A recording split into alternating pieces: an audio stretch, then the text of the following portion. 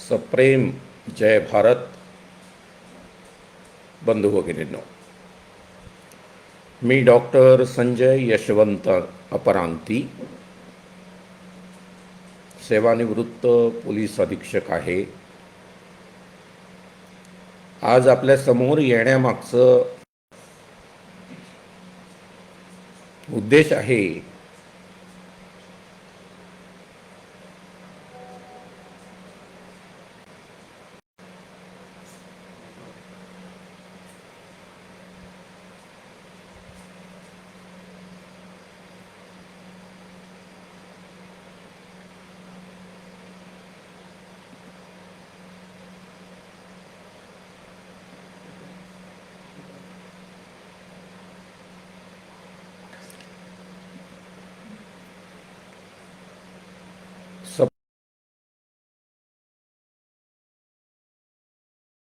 बंधू भगिनींनो,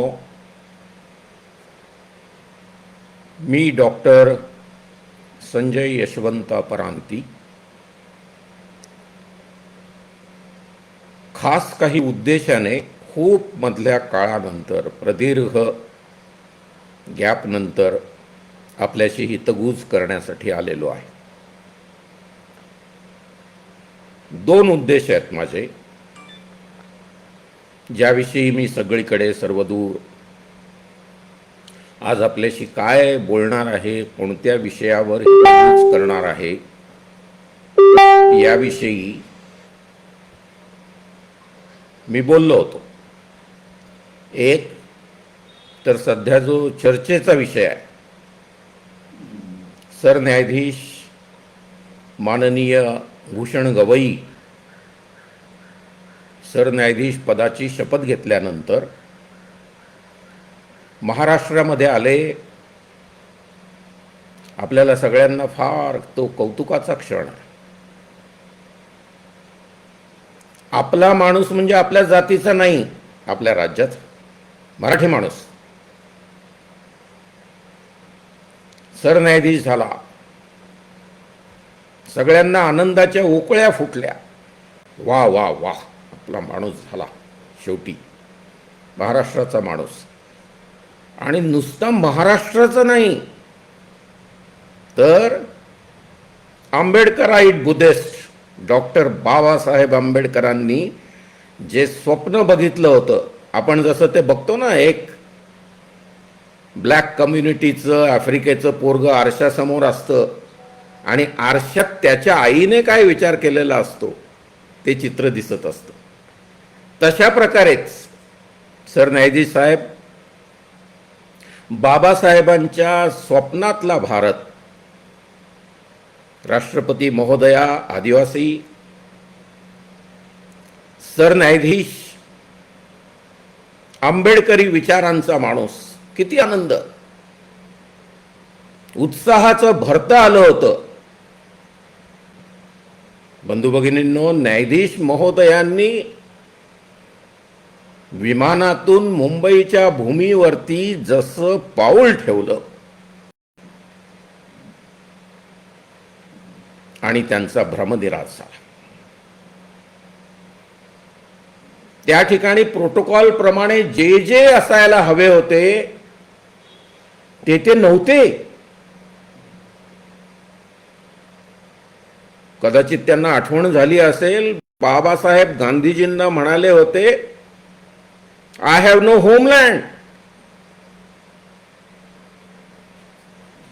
मी माझ्या महाराष्ट्रात आलो, मला इतका आनंद झालेला आहे. त्यांनी तो व्यक्तही केला.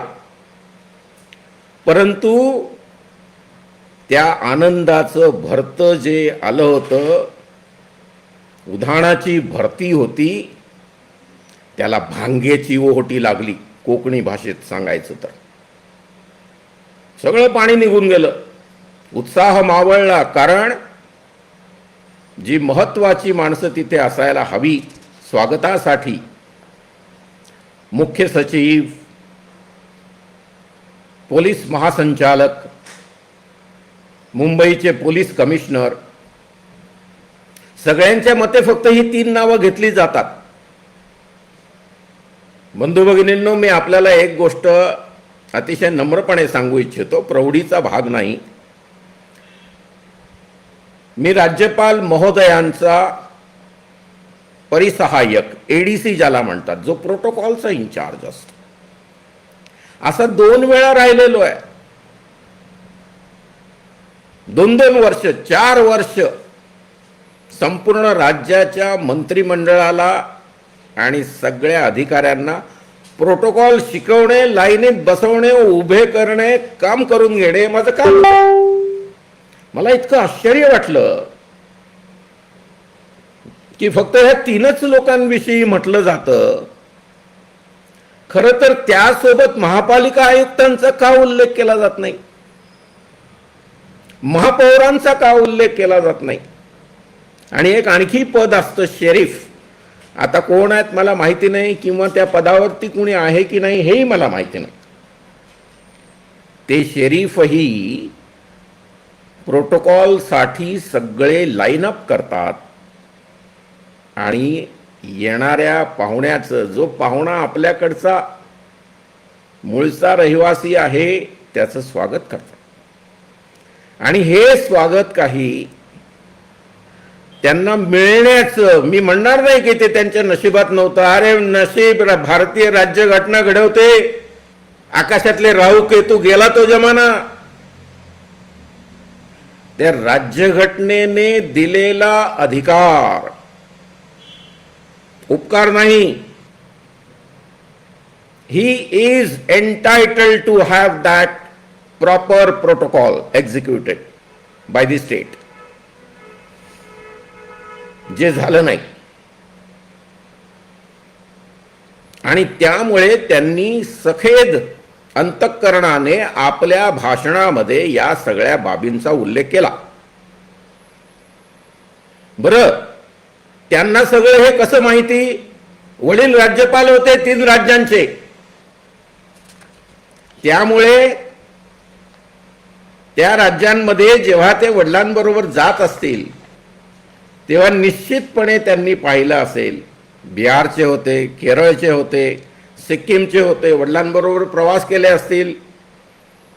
प्रोटोकॉल काय असतो,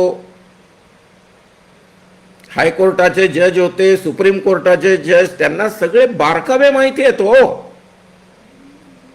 तो काही नव्याने आलेला माणूस नाहीये. भारताचा मुख्य न्यायाधीश, चीफ जस्टिस ऑफ इंडिया,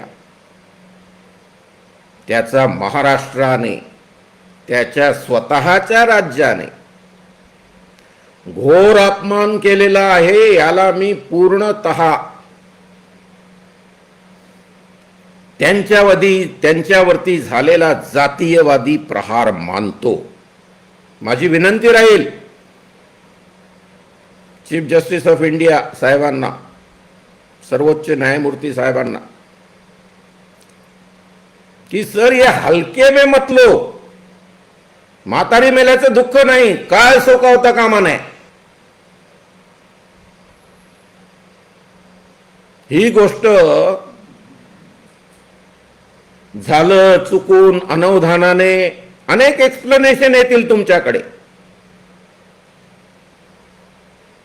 तुम्हाला त्यावरती सजेशन देण्या इतका मी मोठा निश्चित नाही. परंतु जर तुम्हाला गरज पडली तर मला विचारा. कारण प्रोटोकॉलच्या ब्रीच मी राज्यपालांचा एडीसी असताना हाताळल्या आहेत. तुम्हाला माहिती आहे, राजशिष्टाचार याचा मंत्री असतो केंद्रामध्ये, तिथेही राजशिष्टाचार. आता यांचं खातं जे आहे, आपण जर विचार केला की हे पुढे कसं काय होईल, बऱ्याच लोकांच्या मनामध्ये मला प्रश्न विचारण्यात आले की तुम्ही सांगा, तुम्ही राज्यपालांचे एडीसी होतात, की याचं पुढे काय होईल.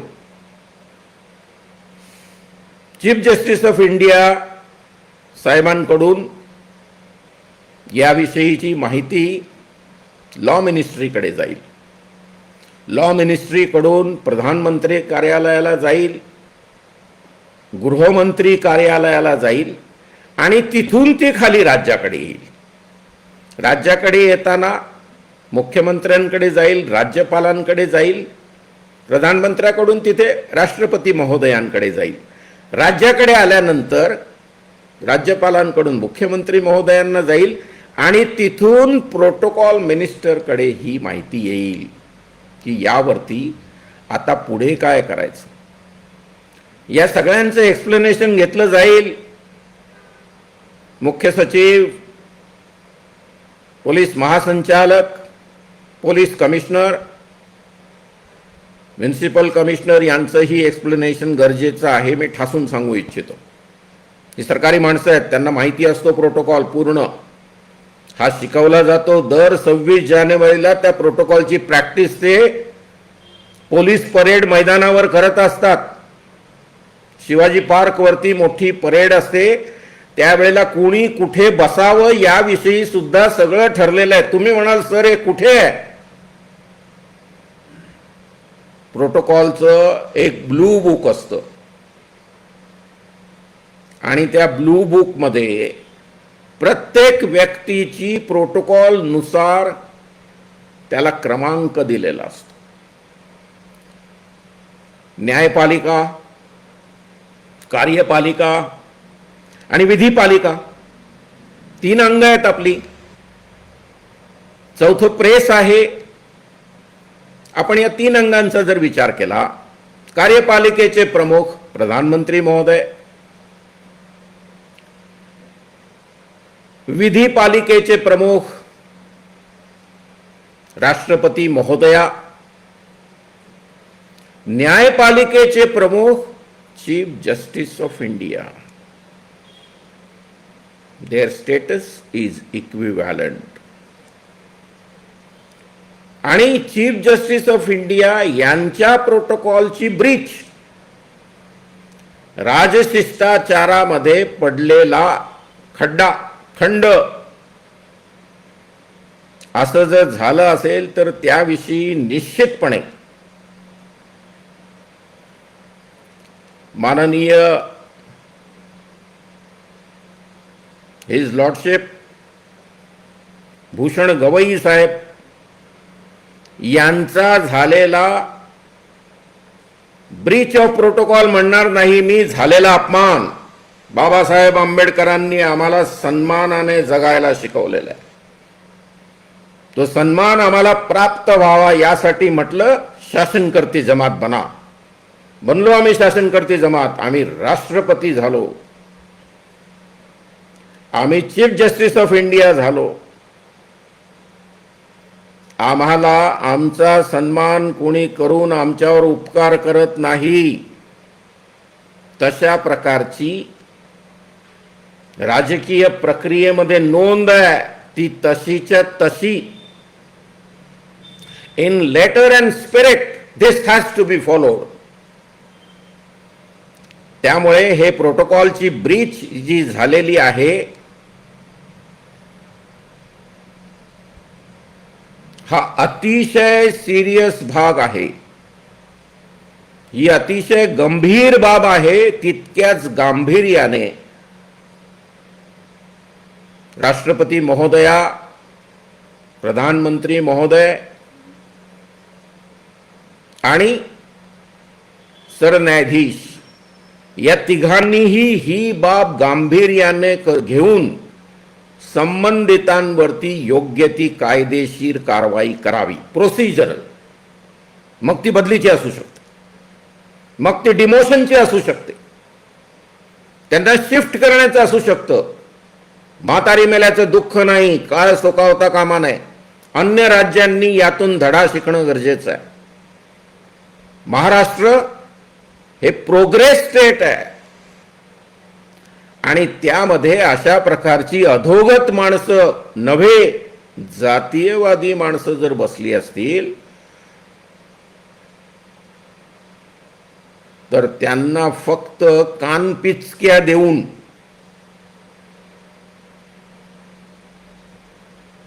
यापुढे असं करू नका, व्यवस्थित वागा, नाही. ही काही शेवटचा जो फंक्शनरी असतो, तलाठी, पोलीस कॉन्स्टेबल, ग्रामसेवक यांची चूक नाहीये. अख्खं जग आता सध्या डिजिटल वर्ल्ड झालेलं आहे. अख्ख्या जगामध्ये या गोष्टीची चर्चा चालू आहे की अरे भारतात चाललंय काय. मुख्य न्यायाधीशाला सुद्धा जो सन्मान देणं गरजेचं आहे, जो बाबासाहेबांनी मिळवून दिलेला आहे. बाबासाहेब म्हटले सत्ता, संपत्ती, सन्मान. त्यातला सन्मान सगळ्यात महत्वाचा. हा लढा कसला आहे. आम्ही सरकारी अधिकारी का झालो. त्या राजभवनामध्ये मी काय खुर्च्या गरम करायला 2 वेळा बसलो होतो का 2-2 वर्ष. आणि कोणते राज्यपाल. माननीय पी.सी. अलेक्झांडर साहेब केरळचे, इंदिरा गांधींचे सल्लागार. माननीय एस.सी. जमीर साहेब नागालँडचे. माननीय के. शंकर नारायणन साहेब पुन्हा केरळचे. इतके 3 महत्वाचे राज्यपाल. आणि कुणाच्या कार्यकाळात. शंकरदयाळ शर्मा, प्रतिभाताई पाटील आणि सगळ्यात महत्वाचा माणूस जे दलित पहिले राष्ट्रपती झाले.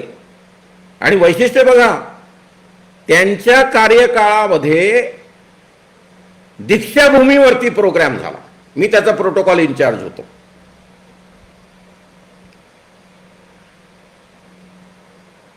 आणि त्या दीक्षाभूमीच्या प्रोग्रामचं आयोजन सध्या आपण ज्यांच्याविषयी बोलतो त्यांचे वडील रासू गवई साहेबांनी केलेलं होतं. स्टेजवरती राष्ट्रपती महोदय होते, राज्यपाल महोदय होते. राज्यपालांच्या सोबत मी होतो असं म्हणेन मी. आणि रासू गवई साहेब सगळा प्रोग्राम करत होते. अरे 3 राज्यांचे राज्यपाल राहिलेला माणूस आहे. कसली परिपक्वता असेल विचार करा. 30 वर्ष त्या विधान भवनामध्ये, राज्यांमध्ये, संसदेमध्ये जेव्हा 4 खासदार निवडून गेले, त्या 4 खासदारांमध्ये एक होते रासू गवई साहेब, रामदास आठवले साहेब, जोगेंद्र कवाडे साहेब, प्रकाश आंबेडकर साहेब. हे सगळे 4 खासदार निवडून गेले होते, तुम्हाला जर आठवत असेल तर. आणि त्यावेळेला एका मतावरती सरकार पडणार होतं. प्रत्यक्ष प्रमोद महाजन येऊन भेटले की तुम्ही हे सरकार पडतंय बीजेपीचं, आमच्या बाजूने मत द्या. रासू गवई साहेबांना आज उपटसुंभ टीका करतायत. कसलीही माहिती नाही. हुल्लडबाजी करणारी माणसं जमा केली आहेत. कसलंही गांभीर्य नाही. ट्रोलर्सच्या फौजा तयार केलेल्या आहेत. अरे बाबासाहेब आंबेडकरांचा समाज ट्रोलिंग करणारा.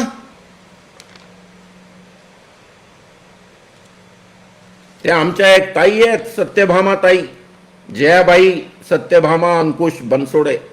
अरे कसलं ट्रोलिंग केलंय त्यांना. मला खरं तर त्यांचं ट्रोलिंग बघितल्यानंतर मी म्हटलं मैदानात उतरायचं आता.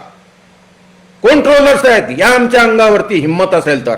मागच्या वेळेला पण मी सांगितलं होतं. याच्यासाठी तुम्हाला स्वातंत्र्य मिळालंय. स्वातंत्र्य, समता, बंधुता. अरे स्त्री दाक्षिण्य काही आहे की नाही. बरं तुमचं कॉन्ट्रीब्युशन काय हो. तुमचं योगदान काय. लोकसभा घालवली आम्ही जशी तशी वाचवली. 50 संघटना मुंबईमध्ये, 40 संघटना नागपुरात, 90 संघटनांचा रेटा लावला. आणि मतांच्या कटोरीमध्ये जे तुम्ही लोकांमध्ये भ्रम निर्माण करून मतं घेतली होती ती बाहेर काढण्यामध्ये आम्ही यशस्वी झालो. आणि दिल्लीमध्ये जात्यंध, धर्मांध, फॅसिस्ट सत्ता जी 400 पारच्या वरती येणार होती ती आम्ही वाचवली. त्यासाठी कष्ट केले मुंबईमध्ये.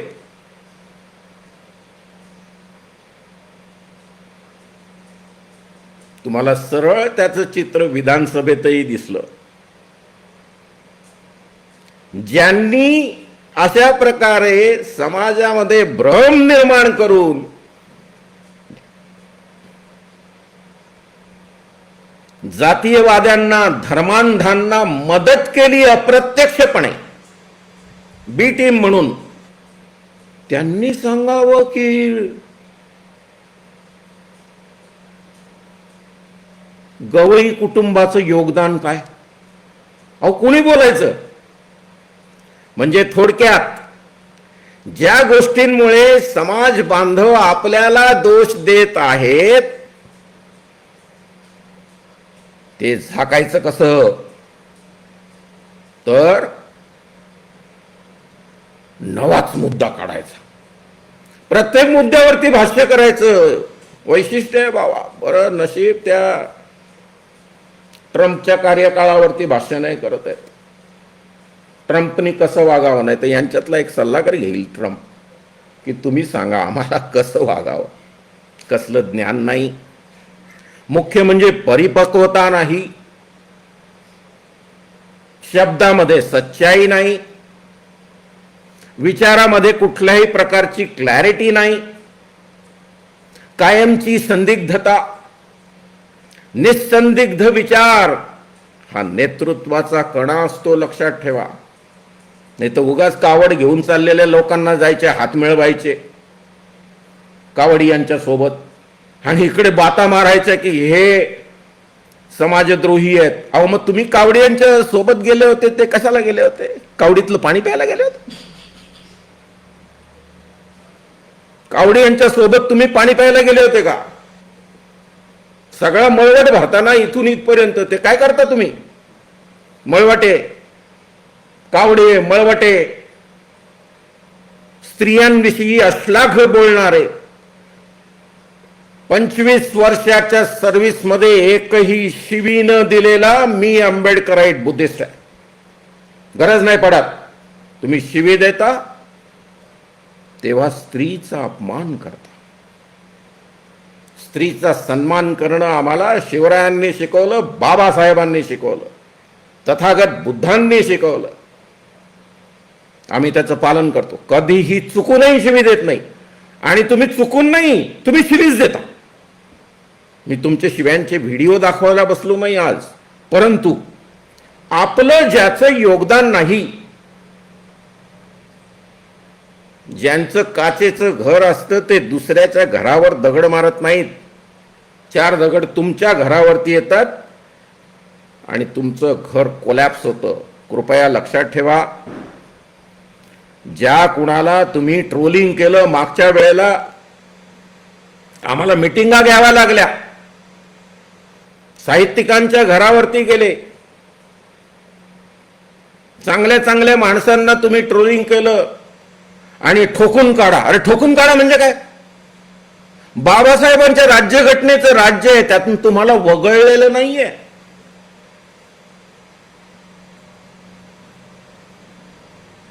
लोकांना शिकवा. या समाजाला अजूनही शिक्षण पूर्ण झालेलं नाही, त्याला अजूनही सांस्कृतिक महात्म्य शिकवा आणि त्याच्या आधारे हा समाज समृद्ध करा. मी असं म्हणणार नाही की हा समाज असंस्कृत आहे. हा सुसंस्कृत समाज आहे. त्याच्या सुसंस्कृतपणाला साथ घाला, तो तुम्हाला प्रतिसाद देईल. तुमचा गैरसमज आहे की समाज तुमच्या सोबत आहे. मी रस्त्यावरचा माणूस आहे, गावागावात फिरणारा माणूस आहे. नांदेडला पोचराम कांबळेंच्या घरी जाऊन आलो. मला हे पाहायचं होतं की अशी काय श्रीमंती आहे की बाबासाहेबाच्या नावावरती आमचा पोचा मेला, एवढ्या मोठ्या जमावाला सामोरा गेला. तुम्ही म्हणाल की आपल्या सगळ्या अबकड करण्याचा घाट जो या गवई साहेबांनी घातलेलं आहे ते जजमेंट वाचा व्यवस्थित. आम्ही त्यावरती व्हिडिओ आणला आणि हे म्हटलं की यांचा जो गैरसमज आहे की हा दलित समाज, शेड्यूल्ड कास्ट हा होमोजिनस नाही. होमोजिनस म्हणजे एकसंघ नाही, हेट्रोजिनस आहे. म्हणजे जसा ओबीसी असतो, वेगवेगळे लोक आहेत, कुंभार आहे, नावी आहे, सगळे त्यातले समाज, माळी, धनगर, वंजारी आणि बाकी सगळे ओबीसी ज्याला आपण म्हणतो, हा हेट्रोजेनस आहे. हेट्रोजेनस म्हणजे जो एकसंघ नाही, कारण ते अस्पृश्य नाही आहेत. दलित समाज, मग ते महार असेल, चांभार असेल, मातंग असेल, ढोर असेल, खाटीक असेल, या सगळ्यांची एक गोष्ट कॉमन आहे आणि ती आहे ते अस्पृश्य. त्यामुळे हे सगळे अस्पृश्य एक आहेत.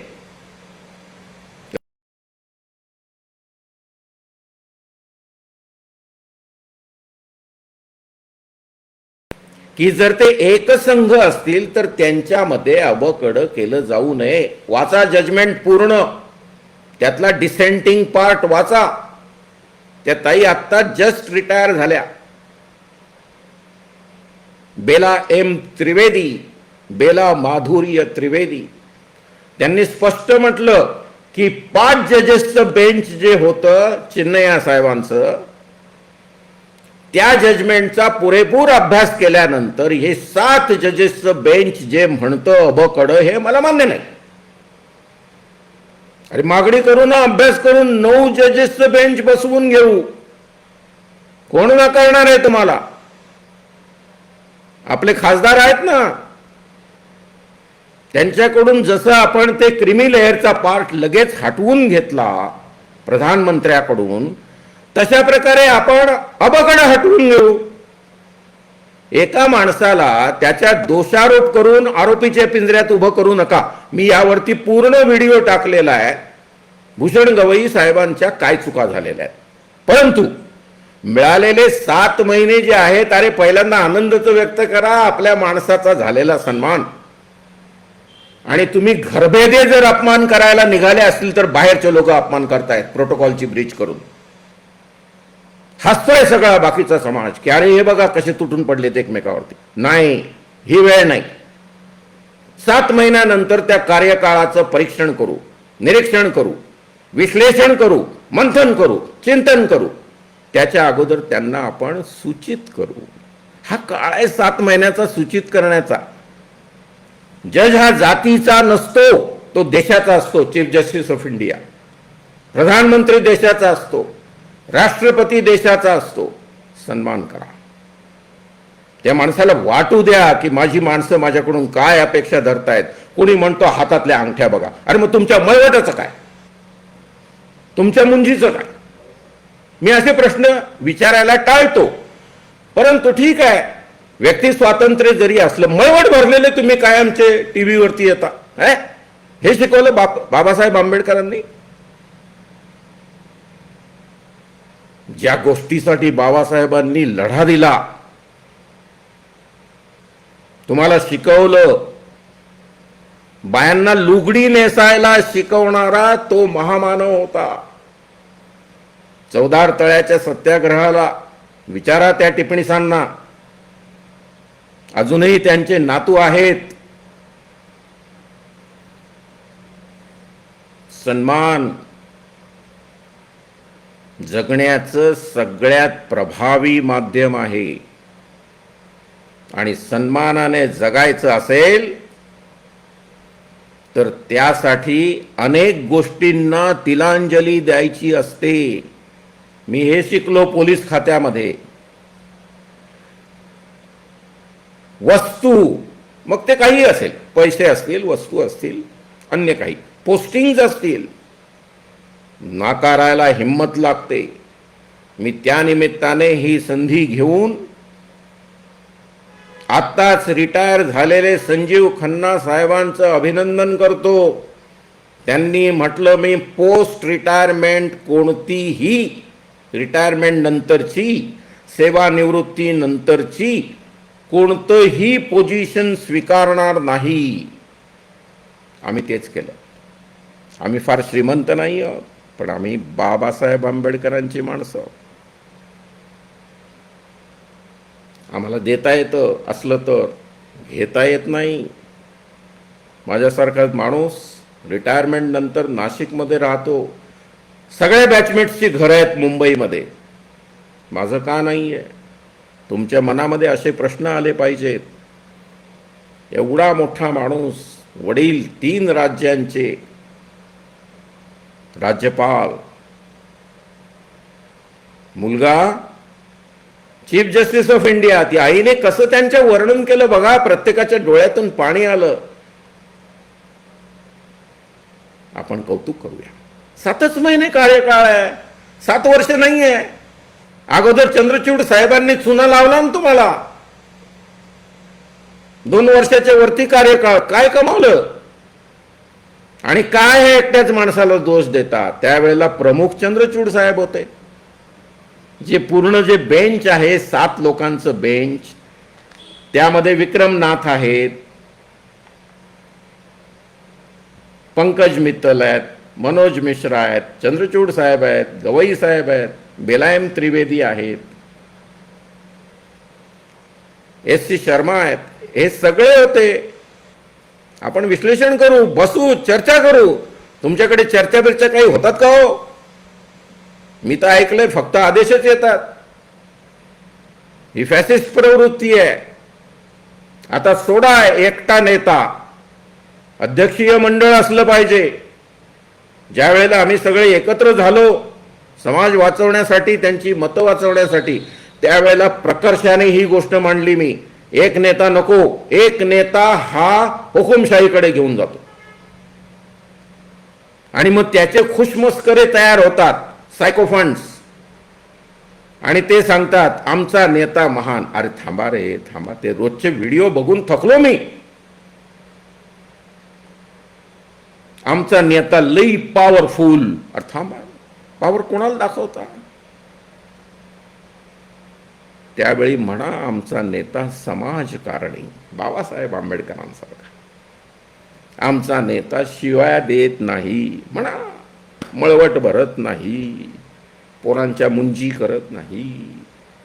अशा प्रकारचं समाज निर्मितीचं स्वप्न जे बाबासाहेबांनी पाहिलेलं आहे, त्या स्वप्नांचा पाठपुरावा करू. आणि कृपया कुणालाही ट्रोलिंग करू नका. तुम्हाला असं नाहीये की ट्रोलिंग हा तुमचा मूलभूत हक्क आहे.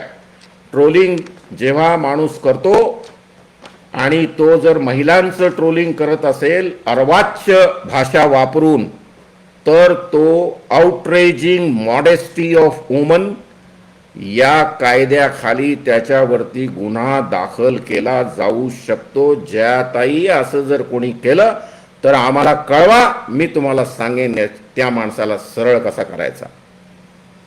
बंधू भगिनींनो, खूप जास्त वेळ बोलला की कंटाळा येतो माणसाला.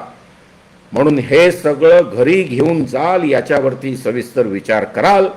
चांगल्या नेतृत्वाची निर्मिती तुमच्या डोक्यातून होते, नेत्याच्या डोक्यातून नाही. नेत्याला प्रश्न विचारा, हिम्मत ठेवा. इथेच थांबतो. आणखी काही महत्त्वाच्या मुद्द्यांवरती हितगुज जेव्हा करावंसं वाटेल तेव्हा पुन्हा तुमच्या समोर हजर होईन. जय भारत, जय संविधान.